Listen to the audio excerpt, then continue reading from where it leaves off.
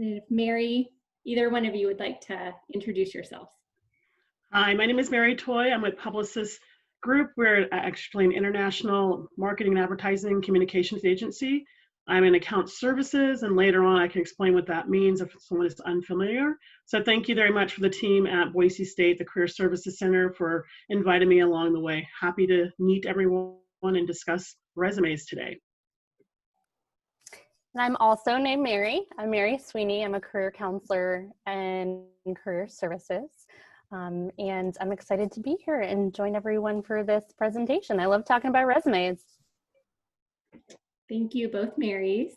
So again, welcome. We really appreciate you taking time out of your day to be with us to talk about resumes today. We hope that you will be able to have some valuable information shared with you. Know that we're always available though. If you have specific questions, if you wanted one of our staff members to take a look at your resume or cover letter, we are always available to do so. So know that that is available to you. We have turned off all of your videos and you are all muted through the duration of the presentation. However, we do encourage you to use the chat feature where you can include questions or comments, and we will get to those at the end of the presentation. We'll have about 15 or 20 minutes at the end that we can really address any of the questions that you do have. We are again recording this session, and so it is being recorded as of right now and will be available on our webpage, I believe, next week with transcriptions. So without further ado, we will get started.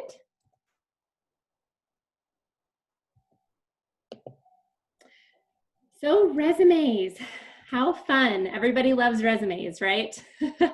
So resumes are actually not going to get you the job, but rather get you the interview. Your resume is an opportunity for you to demonstrate your skills and experiences to an employer and have them want to talk to you more about those experiences. So it gets you the interview. I really like this definition. There's some key pieces there. An informational targeted document that highlights relevant experiences related to the job description or field that is organized in an easy to scan format.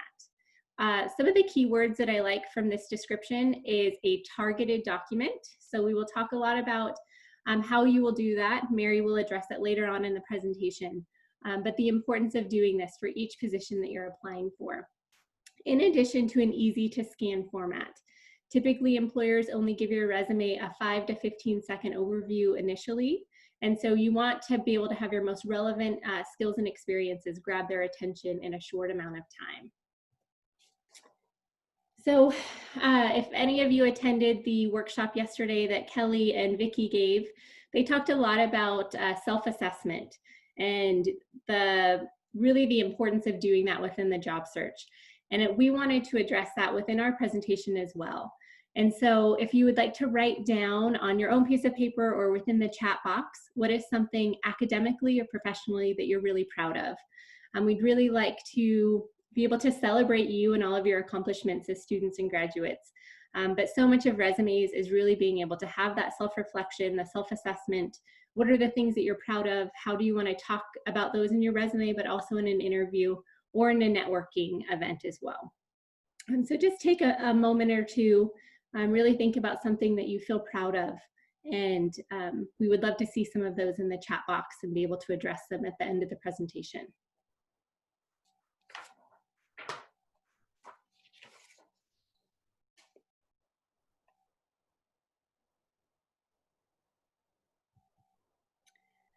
So before you begin writing these resumes that you're going to be submitting, we really wanted to focus on the research and assessment portion. And so that could be researching different companies and organizations of interest, going on their websites, being able to see what is their mission, what are their values, what are the products that they're producing, or the services. And so we really want you to be able to, before you even begin to write that resume, get a sense of what are some places that you would like to apply to, what is important to you in a position. And so some of the research will be about the companies, but also about yourself. What is important to you in a position? What are your values, your interests, your personality type? What sort of work environment are you most attracted to working in? And so we do have some resources available for you. Pathway U is our free career assessment that any student or graduate can take. And as career counselors, we're happy to review those results with you. But it can really be very helpful in knowing more about yourself and what's important, that you can talk to that in a resume and also in an interview. So also understanding, what are your career goals? What does the next 5 years look like? You may not have that answer, and that's okay. Again, we're here to assist you with that process too. But having a sense of what is important to you in your future company or organization that you're going to work for can be really essential. And this is a continuous process. It's not something that you do once. It will be something you do the rest of your life. Also assessing, are you looking for a dream job right now, or is it going to be more of an emergency position? And both are okay. You're able to, I think right now there's a lot of empathy going on for the current job landscape, and that employers are going to look at your resume. If you have some of those emergency positions, if you're an Uber driver right now, really being able to address those transferable skills will be helpful, but know that employers are going to be understanding of that you had to take an emergency position. LinkedIn is a really great place to do some of that career research, being able to look at company web pages, also people who work at those companies, what do they typically have listed within their profile. LinkedIn is a really great resource. In addition to Vault and Glassdoor, which is on our webpage, the boisestate.edu/career, where you're able to access some additional information and insights from companies. Also, informational interviewing is one of the strategies we like to use most often, with identifying different companies of interest and being able to gain deeper insights into what is it really like to work within those organizations. Also on your resume, I would say as career counselors, when we are working with students or alumni, a lot of times they don't give themselves credit for all the things that they are doing. So maybe they haven't had a formal internship. Well, we start to look at, have you done service learning? Have you had extensive course projects where you've collaborated with other students? We can really start to include some of that experience on your resume as well. So kind of thinking broadly about your experiences. It doesn't have to be paid. So COVID-19, we wanted to address how this potentially will impact your resume and also your job search. Kelly and Vicki yesterday did a great job talking about different job search strategies related to COVID-19. And then again, will be recorded. You can view that on our webpage if you have not seen it yesterday. But know that there's a lot of uncertainty, and we want to recognize that and validate that this can be a scary time, a confusing time. However, there are resources available, and there is a lot of hope going forward. We wanted to address that, again, if there's gaps in your resume, if you were furloughed, if you lost employment during this time, that employers are going to be understanding of that, that they understand that there's been lots of changes and the world of work looks differently now. But we also wanted to state that if there are gaps in employment, that it's okay to take this as an opportunity to take free courses. A lot of universities offer that. If there's any specific projects that you wanted to work on that really utilize this time to the best of your ability. You could teach yourself new software, a new skill. On the alumni panel on Monday, one of the participants had mentioned that he graduated in 2009, did not have a full-time position available, but he offered consulting services, that he wanted to really develop that skill set, which was really helpful with his networking and being able to develop stronger relationships with his network, but it also helped him to develop a new skill set. So I think taking this as an opportunity to do so is great. We also wanted to address some of the skills that you're acquiring right now. I think everybody in this Zoom room has had to learn how to do Zoom. They've had to learn new technology, which is a great skill set to be able to include on your resume. Also, adaptability. You all have had to really adapt to this new situation. You've had to demonstrate perseverance and resilience during a really difficult time. And that's something that employers are going to be looking for. Hey, Becca, if I may, yes. you just keyed in on multiple things that are happening right now in my company, and I thought it might be a good time to share, especially as the students are listening.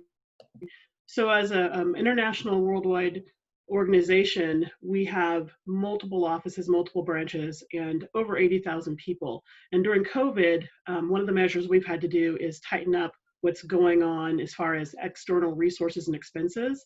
So we've said we need to use all of our internal resources right now. So we right now cannot hire, we cannot bring in contractors or freelancers. And in the advertising world, that could be anything from a digital design, art direction, copywriting, etc. So, but having a network as large as ours, our governing body said we have enough talent across the world that we can bring everything in-house. And that's been a result of COVID-19.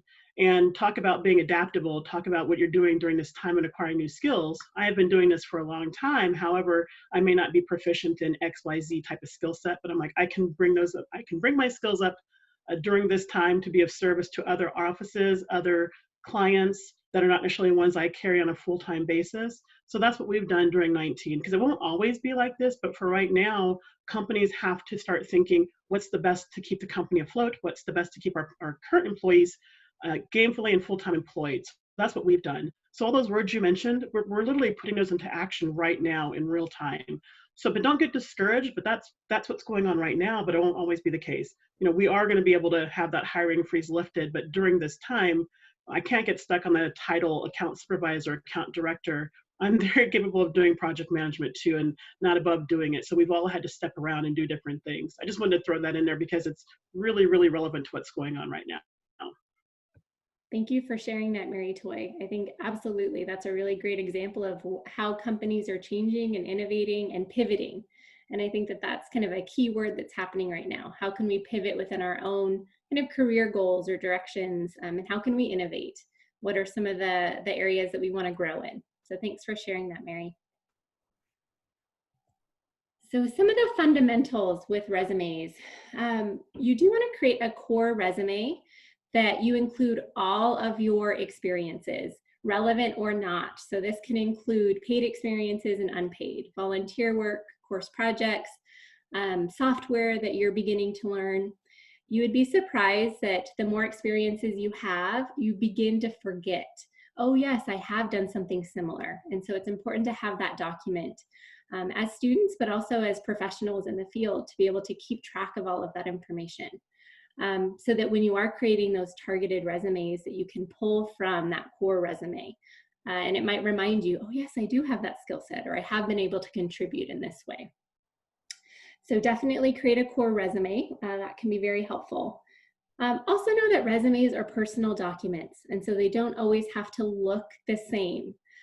We discourage using templates on your resume just because it can be really tricky to change the formatting around on those templates because you are going to be changing and targeting those resumes based on the job posting. However, you can Google for ideas and look at the templates as a potential strategy of this is how I want to create my resume. Google is amazing in that way. We can have lots of ideas of, oh, I really like this, or I don't like this. I want my resume to look a different way. So Mary is really going to get into the nitty-gritty of targeting your resume later on. You do want to read through the job description very carefully. Typically in an appointment with a student, we would print off the job posting and actually take a highlighter and highlight what are those keywords that the employer is looking for. What are the skills, the experiences? And that can be really helpful. Mary, Becca, that's really important, by the way. Sorry to jump right in, but many times over my career and looking at resumes or bringing people in, you'd be surprised how many times they didn't really realize what the job was about or didn't do enough research about what the job was about, because you get very into, I have to apply for these 10 jobs or these 12 jobs, and you get into the cycle of just applying because you're, I won't say desperate, but you're anxious and you're ready to find that, first career. So you just got to be really important. So when you said taking out a printed piece of paper and highlighting, that might seem very old school, but it's very important to keep yourself focused, especially as you're going over multiple jobs. Because I've had people come in and they were like, oh, this is actually not the position I thought it really was. But a little research and a little mindfulness would have been really clear as to what this job's about and what the job is going to be required of you. So I love that you said that, and there's nothing wrong with printing that paper and doing that highlighting exercise to really focus your brain on job number 1 is this, job number 2 is that, etc. Because you might be going for a bunch of different jobs in a bunch of different fields that you actually are qualified for, but keeping it all straight makes the difference when you come in, if you're lucky enough to come in and be in front of someone, or to get past that gatekeeper. Absolutely. Thank you, Mary Toy. Yep, so highlighting those keywords and verbs from the job description can be really helpful. And what Mary Toy had mentioned, I think if we had the opportunity to do an informational interview with a professional within that company, obviously we won't always be able to have that opportunity with each position that we apply to, but the more information that we have about what does this position entail, what is important, what are the skill sets that they're really looking for, if we can glean that information from professionals currently working there, that's even better. But obviously that's not possible. So we can rely on the job posting as a cheat sheet to be able to know what are they looking for? How can I really target my document effectively that grabs their attention in a really short amount of time? Also, again, LinkedIn, Glassdoor, and Vault are another resources that you can use to be able to see what is it really like to work within this organization? What are they looking for? Who are the high performers that currently work in this company? So we thought it would be kind of a fun activity to poll the students and graduates in the audience, being the hiring manager. So we're going to show you 2 different types of resumes, and you get to decide which one you would call for an interview. We're only going to give you about 5 to 10 seconds per resume, and then you make your decision, and Mary Sweeney will put up a poll. So let's get started. This is resume A. It is John Smith. Take a quick look. Okay, it's about 5 seconds, and this is resume B. Jane Smith. So if you were the hiring manager, who would you call for an interview?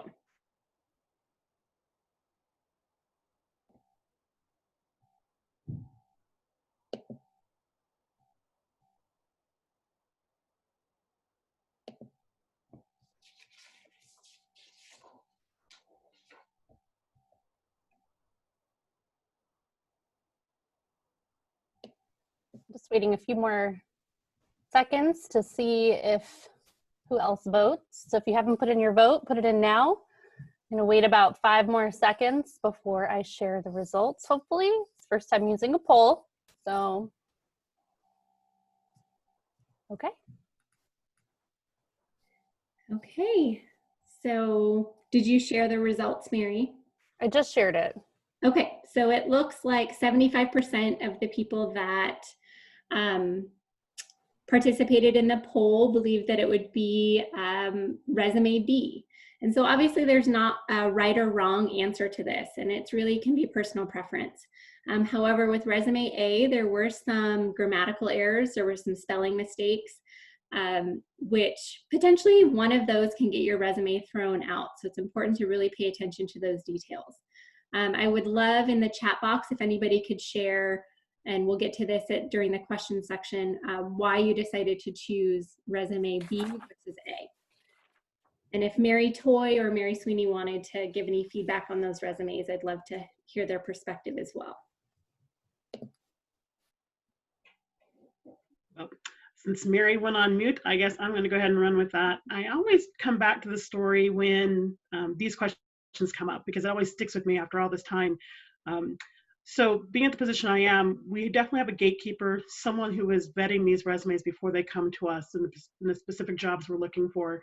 And in account services and advertising, we're really the liaison between the agency and the client. So there's certain sets of skills and things that we're looking for.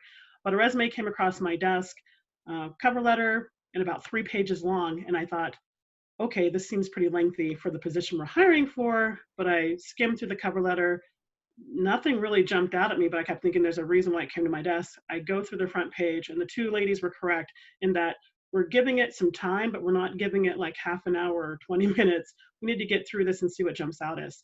So I'm looking at this resume, still thinking, why is it on my desk? So I get to page 2, and I'm like, okay, this person has a lot of different activities as far as jobs go, and I'm like, why is this on my desk? So I get to the final page, and it finally jumps out at me that there are 2 significant agencies this person had worked for, but it was buried on page 3, and this was an account coordinator position where I really wouldn't expect anyone to have 3 pages of resume detail or experience, especially between college and work experience, again, for the position and what we were calling for.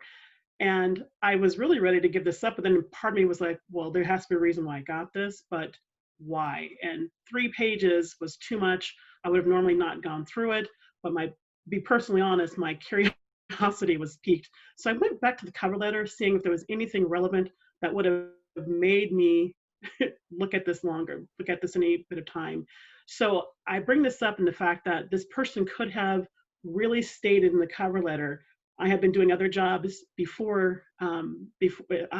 after I was working at those 2 agencies, and I had a lot of experience at those 2 agencies, but whatever happened, whether it was life experience, change in life, moving, what have you, but to get to the heart of why you're applying for this job, why you're qualified, and I see 2 pages of, there's nothing wrong with working in retail or in hospitality or at a restaurant, but you can explain to me really right off the bat why there's a big gap between your professional job that you really want and the jobs that you had to take. And so again, I always bring that up, and I actually kept a copy of it for a very long time, saying someone was probably, like me, curious as to why you even submitted your resume without telling us right up front, you're going to see these things. I don't want to be misleading. I have been working, I have been quote unquote getting my hustle on.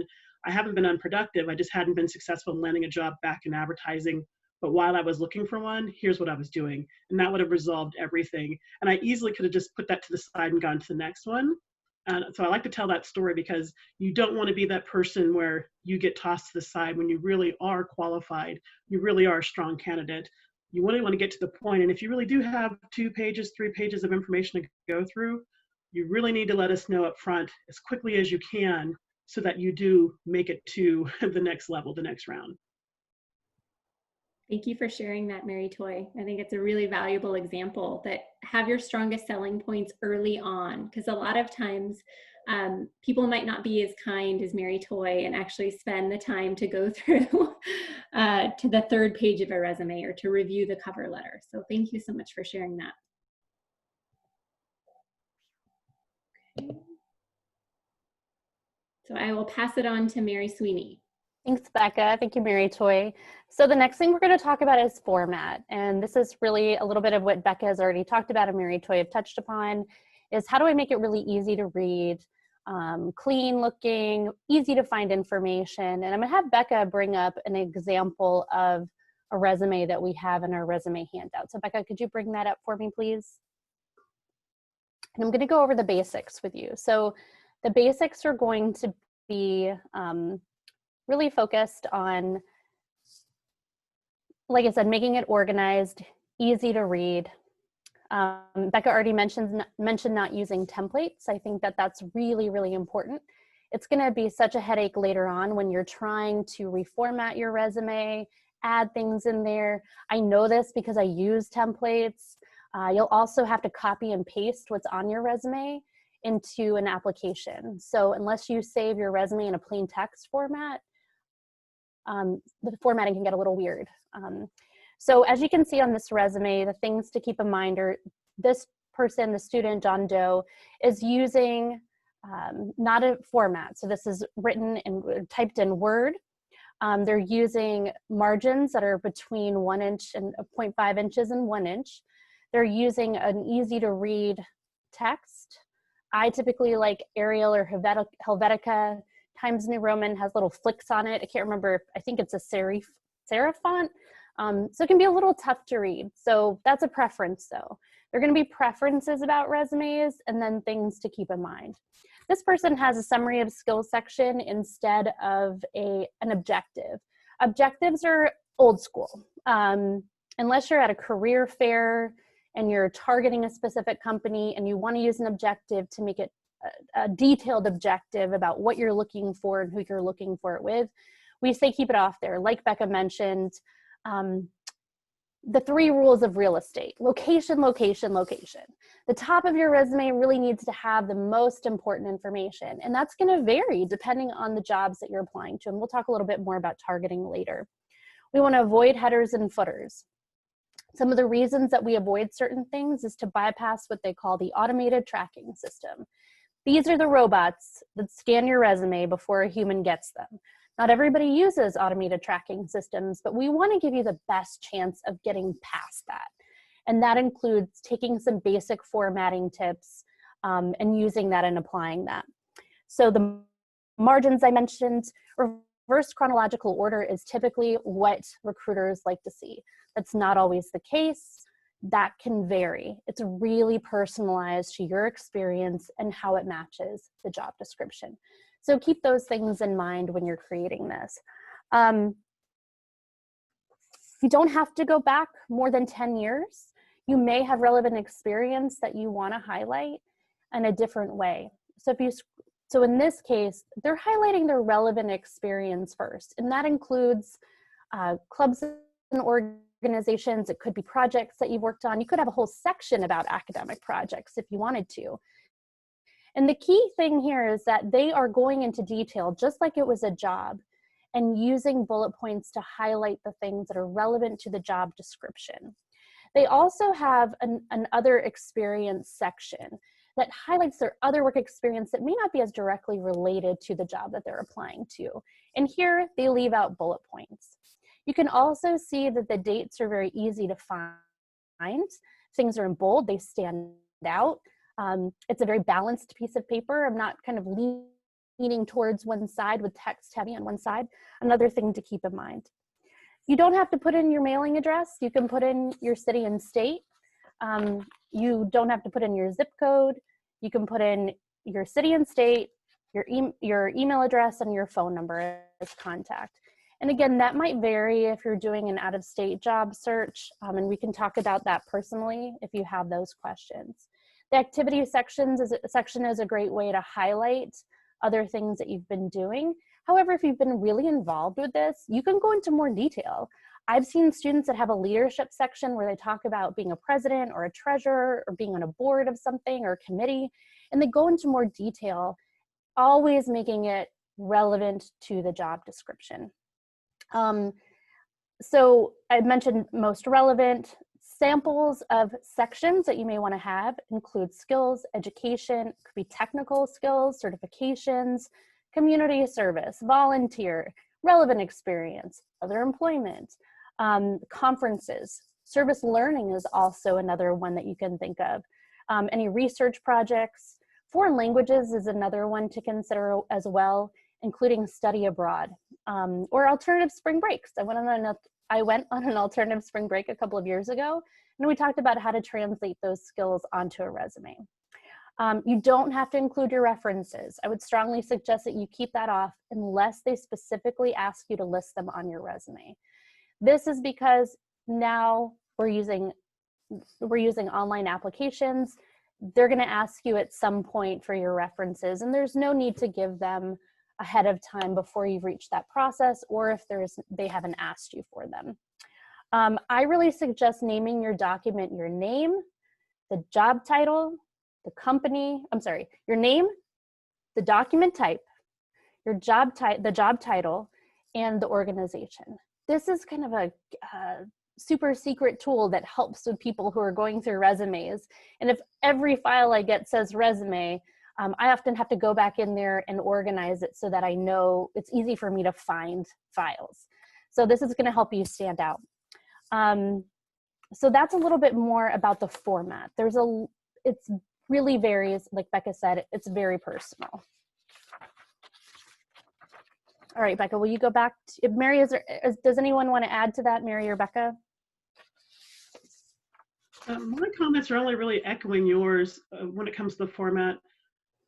Quick, concise, if you will, precise, and you just can't throw around a bunch of buzzwords. They need to be descriptive and informative. That's really what we need to read through and be able to, when I'm more than skimming, I want to be honest, we're going to read it, but we're not going to spend a lot of time trying to decipher what you're really trying to say in a bunch of words and when you can be concise about it. And the most important thing, I think, what goes without saying, is you have to be honest, but you can put yourself in a very positive light, but it has to be real. Bottom line. That's the only thing I would add to this, because Mary, you were very, very clear and very detailed. Like, this is what we look for. And just as long as it's a quick read, but very descriptive and to the point, I'm going to spend some time with it. Okay, Becca, I think we'll move on to the next one. So targeting is one of the most important things you can do with your resume. And I know it's so nice to just have one resume that you can send out to everybody. And that's what I used to do. And sometimes it works, but it's not the best way to function with your resume at an optimal level. We want to increase your chances of getting hired, and targeting can do that. And as Becca mentioned before, I print out a resume, I highlight the verbs, I underline keywords, and then I go through and I look at the first requirement that they want me to have. What do they want me to do? And I ask myself 3 questions. Have I done that before? Have I done something like it? Or do I have the skills to do that? And then I go through my core resume and I check off those things that I've done. In a new resume, I'll copy and paste those things over. But going through and checking those things off your core resume can help you decide, how am I going to organize this resume?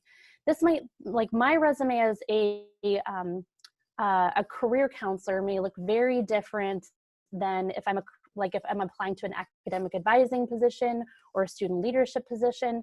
So you want to take that into account. And targeting that resume using keywords and verbs from the job description is going to help get you through the automated tracking system. Now we're going to talk more about bullet points just in a second, about how to do that without using exact wording from the resume. But that's why taking those keywords and verbs are going to be your best friend, and using that job description as a cheat sheet. And our resume handout goes into a little bit more detail about that, and we can always support you with that. So then we'll move on to bullet points. Mary, did you have anything to add to that? I think we talked about it a little bit. I'll just let Mary jump in. No, that was great, actually. Okay. Nothing to add. I think you covered all of it. Okay. So next we're going to go into bullet points. And bullet points are the meat and potatoes of your resume. These bullet points are there to let the company know I've done that. Now, with your bullet points, you can have bullet points in a summary of skills section. In a summary of skills section, I like to think of as the movie trailer to your resume. That's going to highlight the key things that you've done that check off those boxes that they have in their job description to say, yeah, I've done that. Keep reading more to find out how I've done that. Becca's going to go to the next slide, and we're going to talk about the breakdown of a bullet point. When I brainstorm bullet points, I like to think of 3 things. What did I do? How did I do it? And what was the outcome? And I try to get specific in this. With the what, I think about how often, how many, what kind? If I worked as a server, was it a large restaurant? Did I have a lot of sections? Was it a busy restaurant? So thinking about the specifics can really help. Now the how can be abstract. It can be softer skills like interpersonal communication. So this is where it could get a little gray. It could also be a technical skill. So it could be using Microsoft Excel. It could be using Google Docs if you organized volunteers. And then I think about the outcome. So I think about, so what, I did that. Did it have an impact? What did I do? What were the results? And that's what matters too, is including that. And anytime you can quantify that, if you're a treasurer of a club or organization and you had a certain budget that you had to manage, anytime you can quantify that, that's going to show employers more about the details of what you've done and the responsibility, and highlight some of those skills that are harder to talk about on a resume. I can say I'm responsible, but I need to prove that on a resume. And if I show that I was responsible for a $5,000 budget, that's telling a lot more. So ONET is a great resource, onetonline.org. And when you get the slides, we'll have a link to that. That can be a really helpful tool for brainstorming things, because sometimes not all job descriptions are created equal. Okay, and we'll go Real quickly, Mary, just to piggyback, because I love what's going on here, but I always think it's good to reiterate and just to kind of reinforce, there's things you're talking about that you've learned from these other jobs that may not be specific to the one you're going for, but there's skill sets you bring to the table. Because for me, I'm looking at every organization operates differently and there's a process. So my job is to mentor you and to teach you that process. I should not have to anyone coming out of school, any kind of higher education, I should not have to teach you verbal skills, written skills, those kind of things. But I want you to be able to communicate those. I'll see that in your written resume. I'll see that in your written cover letter, or those first communication points. And I think oftentimes graduating students in the last 5 to 10 years get accused of being shorthanded with, Twitter, exactly, those kind of things. So I want to see what your written skills look like and how you're able to communicate and explain to me how you can take those skills you've learned in different areas and bring them to the table for my organization, because that's what's going to be a value add right there. And that's what might make you stand out from someone else. I mean, yes, we all can speak, but can you speak to what this job really needs you to do, and can you write to it? And the other thing I like to say is, and I think one of you covered it earlier, actually I think both of you did, is really the things you've learned in school, those do translate to what you can do at the workplace. Time management, organizational skills. Again, you may not understand how my process works yet. That is my job to bring you up to speed there. But if I understand and can see that you can organize and you can manage, that's what we're going to be looking for. And those are actually skills almost to every position you're going to do, no matter if you're in an advertising situation, education, health, what have you. Those are such important things that we as employers are going to want to see you bring to the table, that when you go to explain it in a resume or go to explain in your cover letter, that's going to jump out to me. And really last one quick thing is my last year and a half at Boise State, I'm an alum. I may not have mentioned that. That's why I love the school so much. I worked in the student union in the director's office. I reported to 3 different people, 3 different styles. But what I was able to bring and communicate is, as a coordinator, I actually was responsible for supporting $1.5 million budget, a long time ago, I'll just say that. And that was a big deal, because who's going to entrust someone with that kind of budget? So anyhow, I wanted to make sure that those things I was able to say and say them honestly. I didn't manage it all by myself, but I was responsible for supporting the people who spent those dollars and support them to be successful. And I was able to use that as a real talking point in my resume. So I said, look, they trusted, and I was able to perform. And I wanted to make sure that came through, where I may not have been working in advertising, I was working in project coordination. So I just wanted to piggyback on what you had to say there, Mary, because those things are really important, looking at how you piece your story together and communicate it. Thank you for sharing that, Mary. And I apologize, my dog is looking at a squirrel. So he's barking. And those are really, really good points about bullet points and conveying those skills. And we'll talk a little bit more about those transferable skills in a few minutes too. So Becca, we go to the next slide and we'll look at an example of what this might look like. So for example, an event coordinator for local philanthropy, we've got the dates there. Planned charity events is pretty vague. When we update it and add those specifics, coordinated 3 fundraising events for local shelters, which raised over $8,000, 20% over goal, and greatly improved community awareness. So we're going through those 3 things, the what, the how, and the outcome. Now, I'm going to be honest, not all my bullet points have all 3 of those things, but it's a great brainstorming tool to get us thinking about how to write bullet points, because we don't think like this. We don't talk like this. So it's helpful in the brainstorming, and we can always scale back too. And that's what we're here to help you do, is kind of encourage those bullet points, talk you through them, add to it, and then scale back to think of, okay, what are the really important things we need to mention? And on the next slide, we're going to talk more about how to brainstorm what you've done. So I like to make a grid and talk about the different jobs or companies. So you'll see we've got a class, we've got a barista, and then also a sorority engagement. And so through this, I brainstorm what, how, and the outcome. So reading through this, worked on a team of 4 students. So that's telling me, okay, you worked on a team, you have teamwork skills. I need somebody who has teamwork skills. Research and analyze marketing trends for Mock Treasure Valley company, and make suggestions for future social media campaigns. The Starbucks and working as a barista, that's also great skills that are transferable to a lot of places. And that's why one of the questions I look at when I look at targeting the job description is, do I have the skills to do this? Did I do exactly this? Did I do something like it, or what are the skills? So greeting customers, creating a welcoming environment, and and build strong connections, and then the social media chair, create a targeted weekly social media campaigns. So telling me the what, getting specific of how often they are. for organizations Instagram, and then increase engagement by 77%.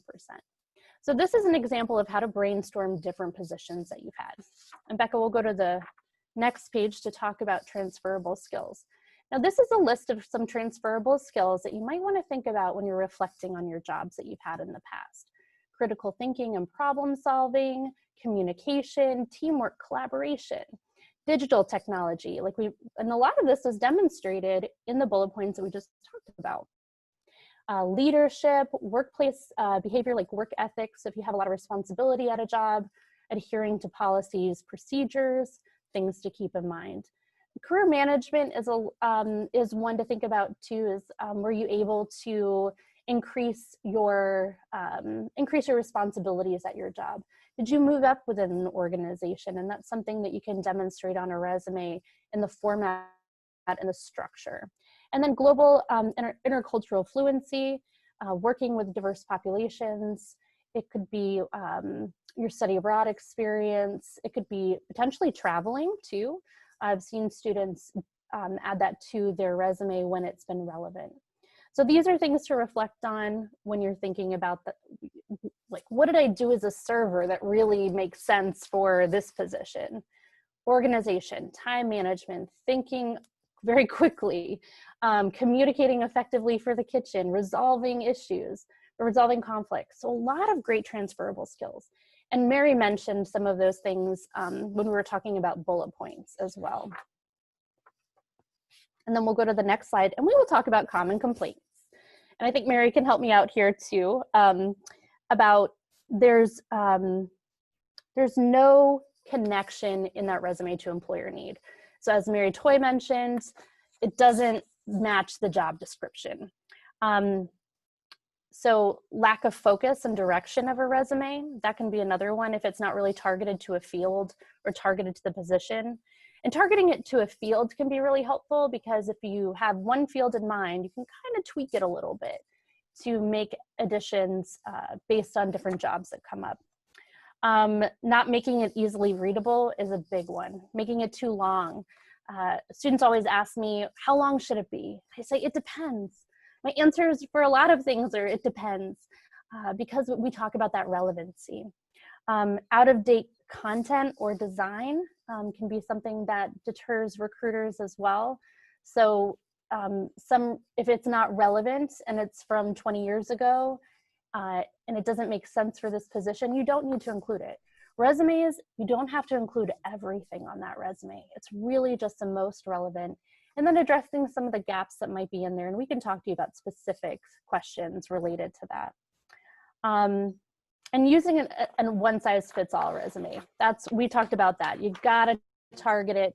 You've got to make it really relevant to that job description. Mary, is there anything you want to add to that? I mean, you covered all of the really important parts. I mean, the biggest thing is that and sometimes, I mean, earlier on, I was just going to play devil's advocate and say, if you have one resume, you have to have something that makes it stand out. Use your cover letter or the comment area that gives you that little difference. I mean, obviously, I recommend, just like you do, to target it, to change it up, to tweak it a little bit. Something about it to make it relevant to this particular job. Something about it that tells me, actually probably my biggest thing is, do you understand not only what this job's for, what this industry is about? Have you done any research at all, any homework at all? You're not going to know everything about it because you're not in it yet, potentially not in it yet. Or if you have been, bring some of that knowledge to the table. Again, you're not going to know everything about an internal organization, but just the fact that you actually took some time to do a little homework and to do a little research tells me that you're taking this seriously and you want to make sure we're connected at some level. So you've covered all those points, but again, people have gotten so much better about it, yes, today, but not always. You still would be surprised. Maybe you guys wouldn't be surprised because you do this every day, but when things come across the desk or when the gatekeeper is explaining why something didn't go through or we don't have candidates that we're looking for because these are the things that simply just did not make sense to pass it on to us. It's kind of disheartening when I know there's talent out there. So you really hit on all of them. Okay, but good. The biggest one is, what can you do to make it relevant for this? And why do you want to even work here besides just having a job? Wanting a job or needing a job is probably not enough. I want to make sure someone's there who really wants to be there. So Yeah, great points. And I think it's also important to mention that when Mary says stand out, that doesn't necessarily mean with colors, with images. Exactly. You do not need to put your photo on your resume. In different countries, your resume may ask to include that. In the United States, we want to try to eliminate any type of bias we can. And with photos, that can create bias. And so by taking a photo off, that eliminates that. There are some things I can't hide. I can't hide my name. And the fact that it may be associated with women that name Mary. So thinking about how to stand out is not necessarily in the color, it's in the content. That's the most important thing. And the other thing to mention is that if you ask somebody about a suggestion for your resume or an opinion, let's say you ask 10 people, you're going to get 11 opinions. Everybody has a different opinion, and then their preferences, but there's typically like kind of a core focus that we talked about a little bit today. And again, preferences vary. Some people like different fonts, some people like it organized a little bit differently. Some people like color, and if those people like color and you know them and they're hiring, do a color. That's the most important person, is the person who's the gatekeeper. So keep that in mind. Now the next slide is going to go into some resources. I'm going to go over these very briefly just so that we have time for comments and questions. So we have a lot of different options for getting help with this. We also have help with cover letters. We didn't talk about that today. That could be a whole hour-long presentation. So we have a virtual workshop. We have a resume handout. We have a targeted resume video. We have make an appointment. So that's always a great opportunity to sit down with someone and go through your resume one-on-one for an hour. We also have an option to email career services. I'm the receiving end of that. So we have a form on our website that will go through that, and I can provide you email feedback. And then ONET, like I mentioned, is a great resource to brainstorm bullet points if the job description isn't well written. And you can also look at other connections for that on like resources, job searching. The next slide is going to talk about another upcoming webinar we have about being LGBTQIA+ in the job search. It's Tuesday, June 16th from 11 a.m. to 12:30. And you can join us in the Gender Equity Center to talk about insights going in the job search as someone who identifies as LGBTQIA+. And you must register for Handshake on that one. And then the next slide, we're going to talk about questions.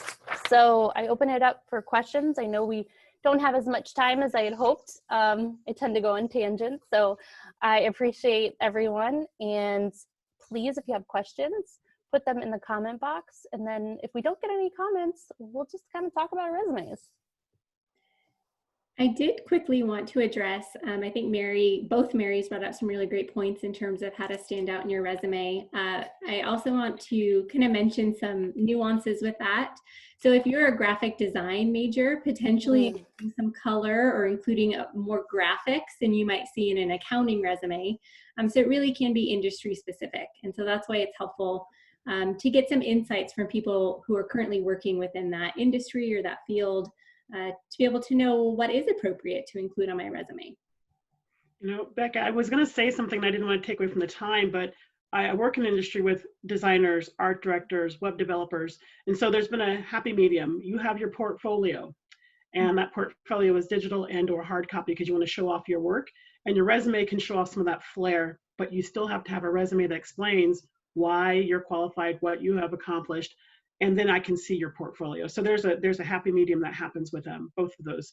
But I was going to bring up that. Oh, I better stop because we were running tight on time. But again, you have to let your creativity show if that's the field you're in. And again, we have art directors, and I would expect to see some kind of flair and to demonstrate what they do. So great point.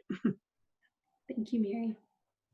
We have a question that came in that says, for applying to specific jobs, are there ways to know if you will have to make it through the ATS filter so I could know where I have a little more room for creativity?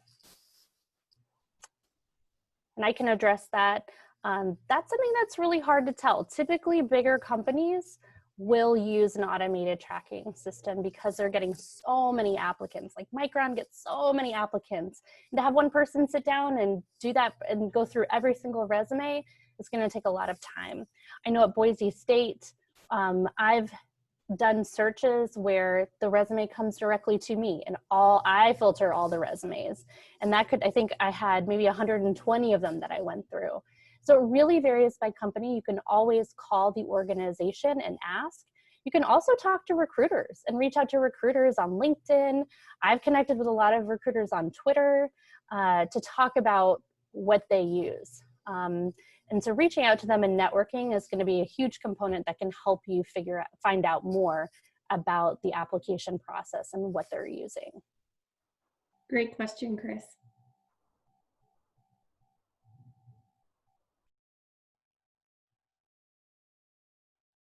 And I know that it was kind of addressed yesterday during the job search presentation, the importance of networking. But a lot of times companies, I shouldn't say a lot of times, but they potentially will have incentive systems. So if you know someone within the company and they can refer you to the hiring manager or the recruiter that you may be a good addition to their team, I know that my partner's company does offer that incentive system. So if you know someone and you can refer them, that you potentially will get a bonus or some sort of incentive. So again, networking is a huge piece to this as well, even with the resumes. One thing I also want to mention just about our services is when you come into career services, we know what recruiters are looking for. We eat, live, and breathe this. We talk to recruiters all the time. We know what they're looking for. We can call them up and ask them what they're looking for. And so getting to know us can really help you stand out because we have those types of relationships. And the more we get to know you, the more we can help just get to know you, what you're looking for, connect you to recruiters personally. We can't vouch for your work, but we can give them a heads up that you are applying. And that can go a long way. I know that people have responded to me and said, I really appreciated you letting me know that person was applying. So get to know us, either come in and see us or see us on Zoom. Also, it was mentioned yesterday, Kelly had talked about LinkedIn has an alumni feature, and there are over 80,000 Boise State alumni on LinkedIn. And so you already have a connection. So you can search based on your major or discipline or industry or even company that you would like to potentially work for and connect with alumni who are currently working there. You could say, I'm a Boise State graduate who studied biology. I'd love to hear a little bit more about how did you get connected to this organization. So the LinkedIn alumni section is a really great resource, in addition to Bronco Link, which is housed on our webpage as well, or our website.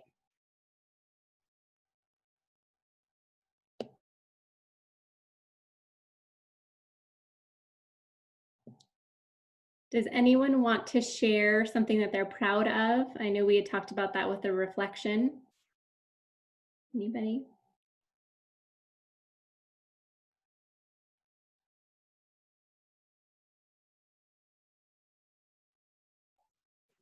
We're waiting to see if anybody adds that. I just want to mention that creating your resume is great prep work for the interview. So these are going to be things that you'll need to know on your resume backwards and forwards. And it's really going to help you in the brainstorming process to talk about those experiences. The what, the how, and the why is very similar to what we'll talk about in our webinar about interviews. It is like the STAR model, the situation, the task, the action, and the result. So you'll see that overlap in interviews.